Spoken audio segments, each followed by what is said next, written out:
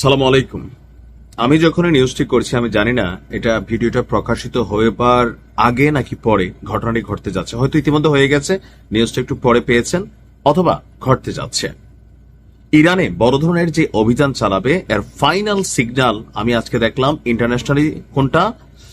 হঠাৎ করেই যুক্তরাষ্ট্র এবং ইরানের মধ্যে সম্ভাব্য যে উত্তেজনাকর পরিস্থিতি, এই পরিস্থিতির মধ্যে গণহারে ফ্লাইট বাতিল করা শুরু করেছে আপনার আন্তর্জাতিক এয়ারলাইন্স গুলো। তাও কোথায় দেখেন, শীর্ষ আন্তর্জাতিক এয়ারলাইন্স গুলো মধ্যপ্রাচ্যগামী এবং মধ্যপ্রাচ্যের উপর দিয়ে চলাচলকারী, মধ্যপ্রাচ্যগামী এবং মধ্যপ্রাচ্যের উপর দিয়ে, অর্থাৎ যদি ঘটনা ঘটে তাহলে ইরান মধ্যপ্রাচ্যের অনেক দেশে কিন্তু অভিযান চালাবে, মানে মার্কিন যে সামরিক ঘাঁটিগুলো আছে সেগুলো টার্গেট করবে।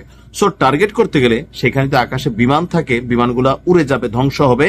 সেই কারণে তারা আগে থেকেই মধ্যপ্রাচ্য এবং মধ্যপ্রাচ্যগামী দুই টাইপের ফ্লাইটসই বাতিল করেছে। আর এসব সংস্থার মধ্যে অন্যতম হচ্ছে নেদারল্যান্ডসের KLM, জার্মানির লুফথানসা এবং ফ্রান্সের এয়ার ফ্রান্স। তো এখন আমেরিকার প্রধান মিত্র কারা?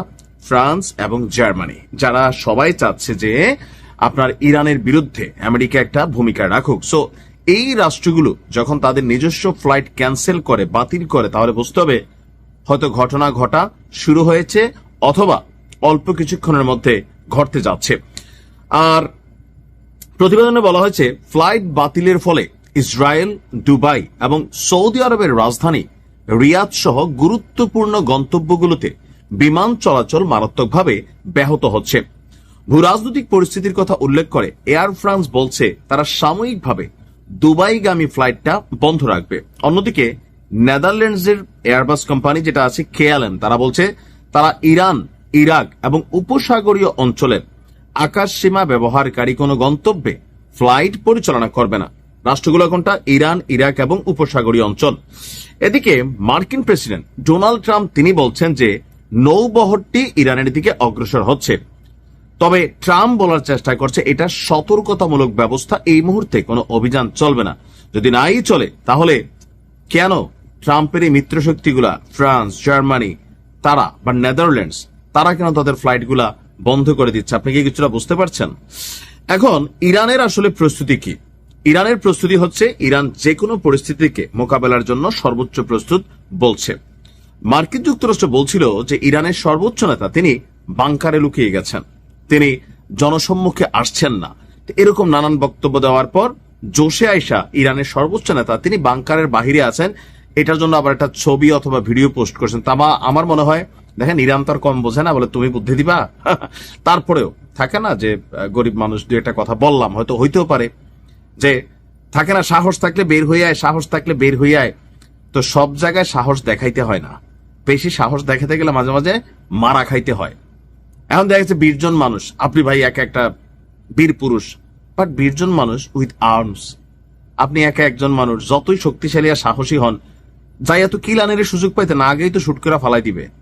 সো ইরানের সর্বোচ্চ নেতাকে হয়তো এইভাবে উস্কাইয়া বের করা হচ্ছে, অথবা জনগণকে বলা হয়েছে পালাই গেছে রে, পালাই গেছে, তোমাদেরকে ফালাই দিয়া পালাই গেছে, আমেরিকা আসার খবর শুই না।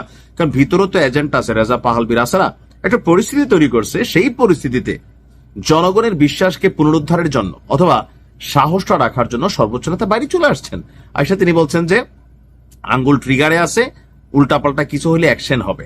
তবে এটা বোকামি ছিল, এটা আমার পয়েন্ট অফ ভিউ। কারণ আমেরিকা এবং তাদের যে দুষ্টপুত্ররা আছে তারা পৃথিবীর যে কোনো জায়গায়, যে কোনো দেশে, যে কোনো ভাবে ড্রোন অপারেশন চালাইয়া ইতিহাস তৈরি করে রাখছে। সো এই ধরনের উস্কানিতে পা দেওয়ার সুযোগ নাই। তো মোটামুটি যতটুকু বুঝতে পারছি যে Tel Aviv, Dubai, Dammam, Riyadh, Iran, Iraq, Israel, উপসাগরীয় কয়েকটি দেশ সবকিছুতে আপাতত বিমান ফ্লাইট বন্ধ আছে। দ্যাট মিনস আল্লাহ হেফাজত করুক। ভাই আমি বলি যে যুদ্ধ শুরু হলে ইরান ব্যাপক ক্ষতিগ্রস্ত হবে। আমি আমার আগের ভিডিওতে বলছি, এটাই বাস্তবতা। আপাতত আল্লাহ ইরানকে হেফাজত করুক। আসসালামু আলাইকুম।